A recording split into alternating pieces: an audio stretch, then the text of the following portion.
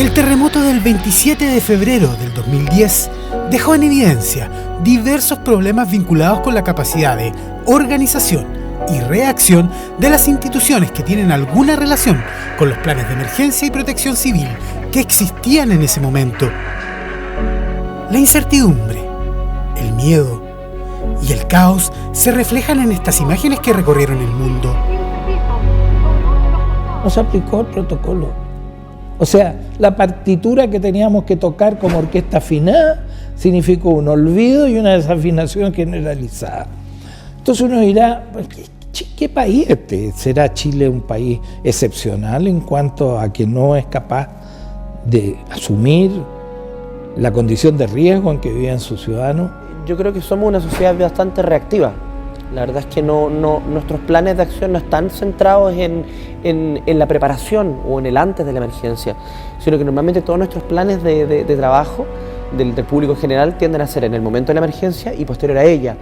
Hay instituciones que son bastante conflictivas, ¿no? Que ellos tienen la palabra final y sabemos que nadie tiene la palabra final, es un trabajo en equipo.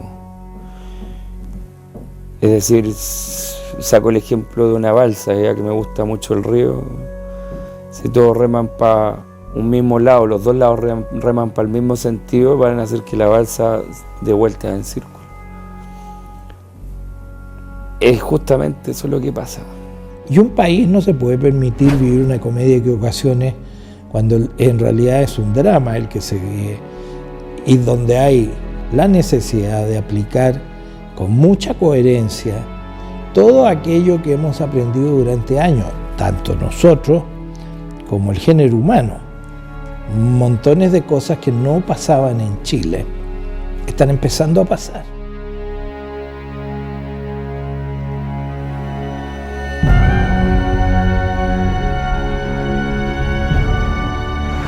...1985 y 2010... dos grandes terremotos que permanecen en la memoria de quienes hoy viven aquí, la capital de nuestro país. Recuerdos que parecieran porfiadamente olvidarse hasta que la Tierra y sus repentinos movimientos nos demuestran lo frágiles y dependientes que somos.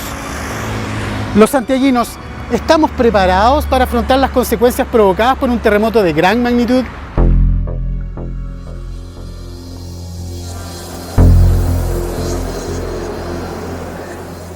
En Santiago de Chile conviven diariamente más de 7 millones de habitantes.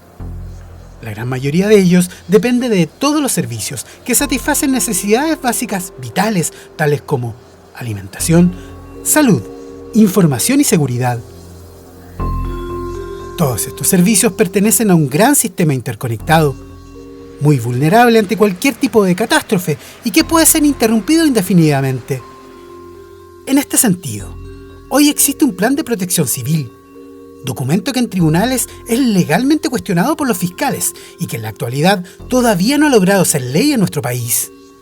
Es un decreto supremo. Nosotros tratamos de obtener una ley. Desgraciadamente, para tener legislación en Chile, en una democracia que tiene vicios tan importantes como que no importa cuán importante el sector, su aflicción o su ámbito de intereses, tiene que pasar por un colador de intermediarios para hacerlo posible.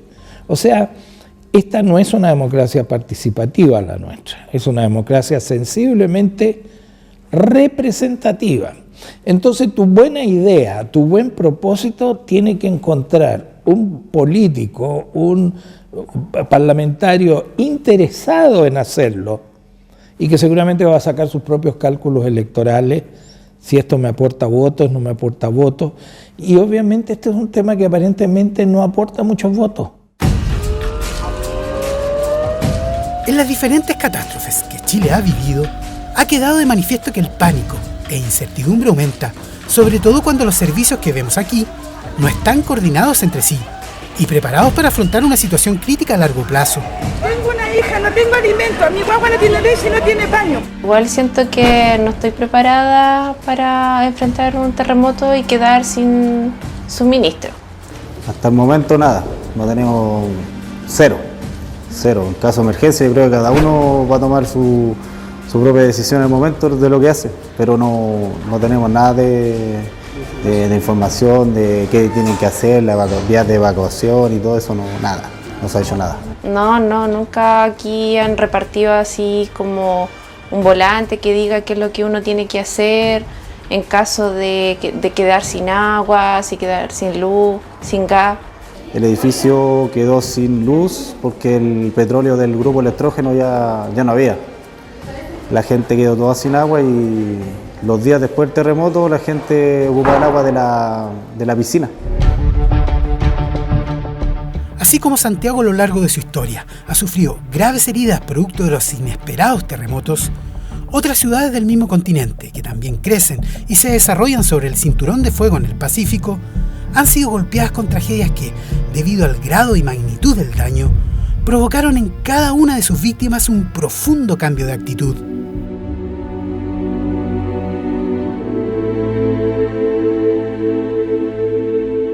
Un ejemplo de ello fue lo acontecido en la Ciudad de México el año 1985. El recuento arrojó más de 5.000 fallecidos debido al colapso de decenas de edificios, donde incluso el estadio de béisbol tuvo que ser habilitado como morgue. Inicialmente se calculó que 250.000 personas habían perdido o abandonado su hogar. Gran parte de la ciudad quedó sin servicios de salud, agua potable, electricidad, teléfono y alimentación. Es que, bueno, en aquella época, 85, había, ¿qué le diré?, programas de emergencia, cosas de ese tipo que el gobierno llevaba a cabo, que había en los edificios, etcétera, etcétera, pero no teníamos, como ahora, un verdadero sistema nacional de protección civil, que ese es algo ya también que se integró, se estableció con los años, precisamente para poder estar suficientemente preparados, no solo para movimientos de carácter telúrico como este, sino también para otro tipo de desastres naturales. Las fugas de gas se multiplicaron por el pavimento de toda la ciudad. Este último se fracturó en numerosas calles y avenidas, provocando innumerables incendios. El sismo del 85 fue de tal magnitud que tomó bastante desprevenidas a las autoridades mexicanas, el gobierno federal incluso. Entonces, esto hizo que, en mi opinión, hubiera una respuesta relativamente lenta e insuficiente a las distintas problemáticas que desembocan este tipo de fenómenos. Según relatos de los sobrevivientes, las áreas de desastre se transformaron en un caos, el metro se detuvo, el tránsito enloqueció, los hospitales públicos y privados quedaron en ruinas. Los que funcionaban entre los escombros no daban abasto para auxiliar a los heridos. Y eso va a volver a pasar, o sea, te va a sobrepasar la emergencia, lo cual se tiene que ir ordenando a medida que van pasando los minutos y horas. Pero claramente, inicialmente, es un problema, o sea, para toda institución, sobre todo cuando son de grandes magnitudes. Luego, claro, ahí está como la capacidad de reacción, de resiliencia, de enfrentar la emergencia y salir del paso, ¿no? Ejemplos como lo acontecido en México y también en Japón, China, Israel y Estados Unidos no están ajenos a la realidad sísmica de nuestro país.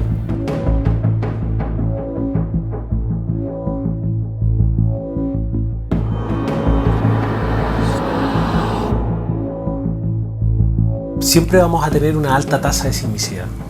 Esto genera que tengamos una gran cantidad de eventos al año y muchos de ellos alcanzando grandes magnitudes. En particular, Chile ha registrado el evento de mayor magnitud sísmica registrado por el hombre.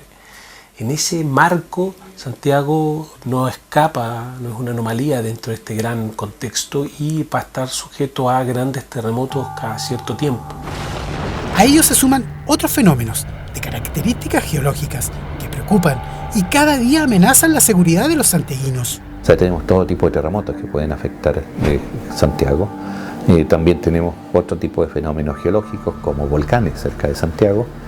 Tenemos muy cerca actividad del volcán San José, del Tupungatito, del Maipo. Recordando que el Maipo reventó hace algunos miles de años atrás y cubre no solo Santiago, sino que las rocas del Maipo llegan hasta Valparaíso y el Pacífico, y por el otro lado llegan hasta Córdoba.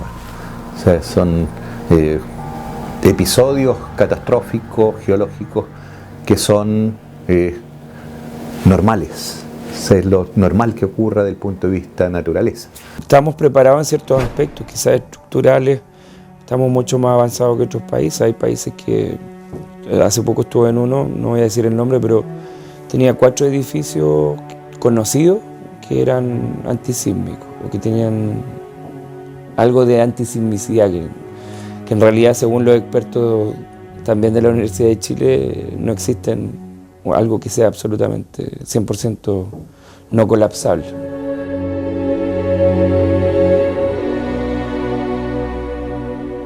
Otro fenómeno que preocupa a los científicos es la falla de San Ramón. Precisamente aquí estamos parados sobre ella. Colegios, poblaciones, hospitales y hasta un reactor nuclear también han construido sus cimientos en este lugar. Comenzamos a estudiar la falla y nos dimos cuenta que la falla es una falla de características inversas, es decir, una falla que lo que hace es montar el borde cordillerano sobre el Valle de Santiago en un movimiento de esta manera, siendo esta la cordillera y esto el Valle de Santiago, y además es una falla que es activa. Paralicemos las construcciones en los lugares por donde pasa la falla de San Ramón. Eso se puede hacer hoy día. No se necesita ningún estudio más. Hagamos medidas de evacuación.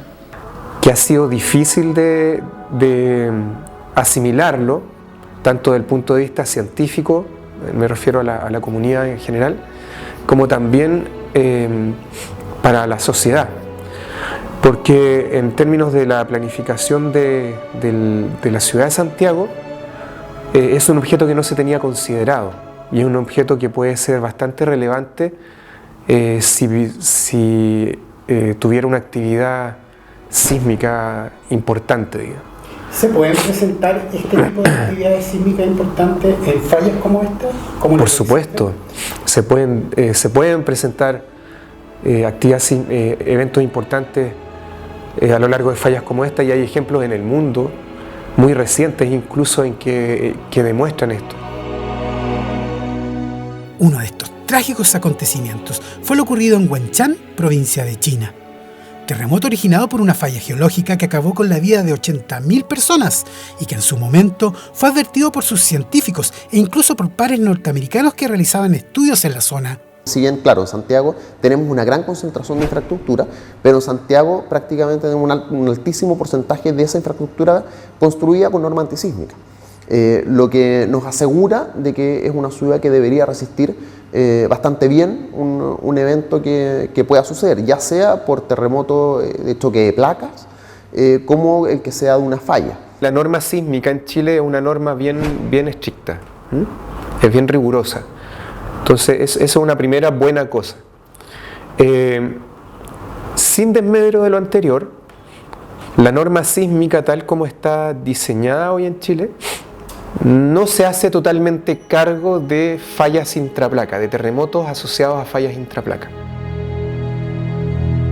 La diferencia entre un ciudadano preparado e informado y otro que desconoce absolutamente los planes existentes es preocupante. Más aún teniendo en cuenta que dicha preparación le permitiría afrontar de mejor forma las secuelas que deja un terremoto de grandes proporciones. En ese sentido, no cabe duda que la falta de información provoca incertidumbre, temor, desorientación y caos. Hay que tener mucho cuidado. Justo momentos después de un terremoto lo que va a pasar siempre es corte de suministro eléctrico, de agua y muchos otros más. Entonces, eso conlleva el peligro de que los semáforos no funcionan, no hay luz, caen cables. Pero un sismo ya va a haber gente con crisis de pánico, gente asustada, entonces tenemos que hacer primero auxilio psicológico, una primera contención, y eso alivia. Que la gente esté en su casa, tenga un kit a mano, alivia. Y tampoco no olvidarnos que la gente que trabaja en una emergencia también estamos insertos en esta sociedad, y no podemos minimizar los riesgos, que es lo que mayormente ocurre en los primeros respondedores, que sacan la parte como más heroica y van a atender despreocupándose muchas veces de su misma persona. Entonces tener en su casa también informado, difundido, el tema de licencias médicas, el tema de tener medicamentos de reserva, la cédula de identidad a mano, los pasaportes, comida para perros, que uno dice, son cosas que efectivamente van mucho más allá de alimentos no perecibles, del agua que esté en un sitio a oscura, que puede durar tantos meses. Es bien dramático si es que no ha habido ningún acuerdo. Probablemente la desesperación y la angustia, y dependiendo de la magnitud de la catástrofe, y el instinto protector también de saber qué pasa con nuestra gente, queramos reaccionar y partir a buscarlos. Y la verdad es que se nos pueden pasar muchas horas y va a crecer nuestra desesperación y va a crecer nuestra angustia sin lograr comunicarnos y sin saber dónde está el resto de las personas, y todo eso lo podríamos revertir y facilitar un poco esa angustia si es que antes nos hemos puesto de acuerdo de cómo vamos a funcionar. Las variables dependientes, originadas por las consecuencias que pudiera provocar un terremoto, tales como el aumento del caos, pánico, miedo, desorden, anarquía, vulnerabilidad e incertidumbre, entorpecen y dificultan las labores de auxilio, rescate y apoyo a las víctimas. Bien lo sabe Iván Torres, quien siendo incluso profesional de la psicología, nunca imaginó cómo cambiaría su vida después de despertar en medio de un gran terremoto. Yo me angustio bastante y decido salir lo más rápidamente posible del edificio. O sea, yo creo que en ese momento asumí que estaba frente a un terremoto y que la posibilidad o la alternativa más catastrófica de todas era que el edificio se viniera abajo. Entonces, frente a esa imagen yo me angustio mucho y me lanzo desde el 9º piso por los balcones internos de ese edificio, llego al 8º, me fracturo un pie, no siento dolor ni mucho menos, porque con la tensión, la adrenalina de ese momento no sentí ningún tipo de dolor. Y sobre ese mismo impulso salgo del edificio y termino en el -1, digamos, ¿no? Yo me lanzo de ahí. Tras años de rehabilitación, Iván ha superado en gran medida las secuelas del accidente. Hoy se siente más preparado y consciente del valor de la información. Yo creo que si hubiese tenido información al respecto, si hubiese sabido que frente a un terremoto lo mejor es quedarse en la casa, que es el lugar más seguro, resguardarse de no estar cerca, por ejemplo, de cosas de vidrio que puedan caerse, los vidrios que puedan reventarse con el movimiento. En fin, yo creo que no hubiese salido, claramente, me quedo ahí. Aunque hubiese tenido miedo, me quedo ahí esperando a que esto pasara. O sea, en ese sentido la ignorancia nos lleva a situaciones de pánico. Yo creo que sí, en mi caso sí. Sí, yo suelo ser muy riguroso y severo conmigo. Entonces, esa ignorancia yo también me la explicaba una cuestión cultural, o sea, que ahora tiendo a relativizar un poco. Tanto para las personas como para las instituciones encargadas y responsables de la seguridad civil, los canales de información resultan vitales a la hora de decidir, comandar y ejecutar acciones post-terremoto. Enrique Albayay, profesor de la Academia de Guerra Naval, a través de su investigación personal, intenta resolver problemáticas tan complejas como lo es comunicar en un estado de caos total. Ese conocimiento que yo tenía de sistemas en red para poder conducir operaciones militares es el que me hizo preguntarme, bueno, y a ver, ¿por qué eso no puede ser aplicable acá, digamos? Sobre todo que en el mundo militar todo esto está preparado para poder tratar de desarrollar el proceso más caótico que ha inventado el hombre, que es la guerra, el combate, con mucha violencia, es un caos total. Y en cierto sentido, lo que ocurre después de un terremoto de esa magnitud es un caos generalizado. Entonces, ¿por qué no iba a poder ser aplicable unos conceptos de la distribución de la información a lo que yo vi que estaba ocurriendo ahí? Esa fue la motivación. Esta iniciativa utiliza como plataforma las redes sociales y sistemas electrónicos robustos, agilizando la entrega de información para todos quienes la requieran, sin discriminación, solucionando así el fenómeno comunicacional clasificado por Albayay como la Torre de Babel. Toda esta coordinación sea parecida a la tendencia del mundo desarrollado actual, en el sentido que sea lo más a través de una red distribuida de información, en el cual todos los actores que están involucrados, incluso en los diferentes niveles, todos tienen, y hoy día se puede, tener acceso a la misma información, evitando que la toma de decisiones y la información asociada sea exclusivamente un flujo vertical, sino que sea en red distribuida. Otras importantes iniciativas también se están desarrollando de forma independiente y paralela, todas con la fundamental necesidad de pertenecer a un solo cuerpo, un solo idioma. Hoy día nuestros esfuerzos están centrados en poder participar activamente del COE, que son los comités de operaciones de emergencia que se activan en cada una de las regiones cuando hay un desastre o una catástrofe. Hoy día los miembros del COE no tienen incluido a bomberos en él, sin embargo en su planificación incluyen a la comandancia de bomberos para dar cuenta de las emergencias que están ocurriendo y de alguna forma traspasar a ellos las solicitudes o las necesidades de intervención del cuerpo bombero.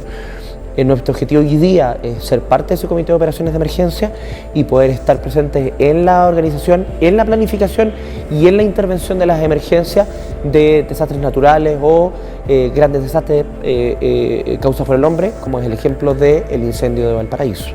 Acá hemos protocolizado, acá el COE Salud se preocupó, el año 2013 sacó un manual de emergencia que habla de emergencias químicas, radiológicas, múltiples víctimas, sísmico, autoconvocatorio de comunicaciones, corte de luz, corte de agua.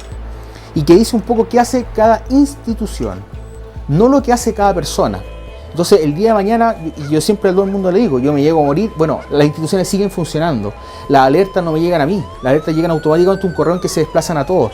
Eso es un modelo de gestión, es un modelo de que todos puedan participar, que todos estén activos, no una cosa que pase netamente por los responsables de emergencia, porque no vamos a dar abasto. Y también tenemos familia, también tenemos hijos, y eso es lo que nosotros tenemos que ir difundiendo. Ellos están trabajando sus planes porque entienden de que para la continuidad del país es fundamental. Entonces esa infraestructura es fundamental, y lo mismo ha pasado con las telecomunicaciones, que han seguido fortaleciendo sus planes. Antes, si bien, por ejemplo, no existían respaldo de comunicaciones o respaldo energético para las comunicaciones, se entiende que es fundamental, por lo tanto hoy día sí existe. Se han tenido reuniones, ¿qué pasaría? Las preguntas han salido y ¿qué pasaría si se estrella un avión de 400 pasajeros? Te digo que no es muy distinto a lo que va a ocurrir con un gran evento. O sea, colapsaría también el sistema de identificación del servicio médico legal. Ellos están conscientes de eso.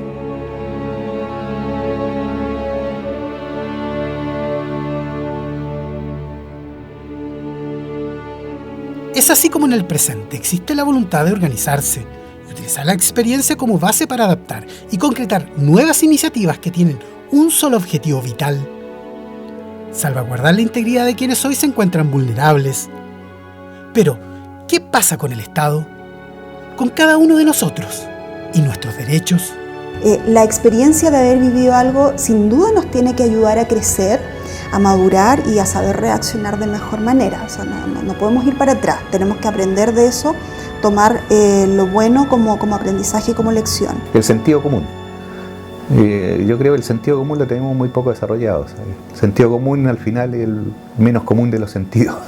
Eso es lo básico. Si educamos bien a nuestros futuros ciudadanos, vamos a tener sin duda un país mejor enfrentado a todo tipo de riesgos y van a saber qué hacer al respecto. Hay que estar prevenidos. Cuando se trata de este tipo de acontecimientos, hay que tener un manual muy eficiente de crisis para el caso de emergencias de esta naturaleza, para saber orientar a la opinión pública respecto de lo que debe hacer, no solamente para informarla, sino para lograr que haya una conducta y un comportamiento colectivo de acuerdo con las pautas de manejo de la emergencia que se tengan previstas.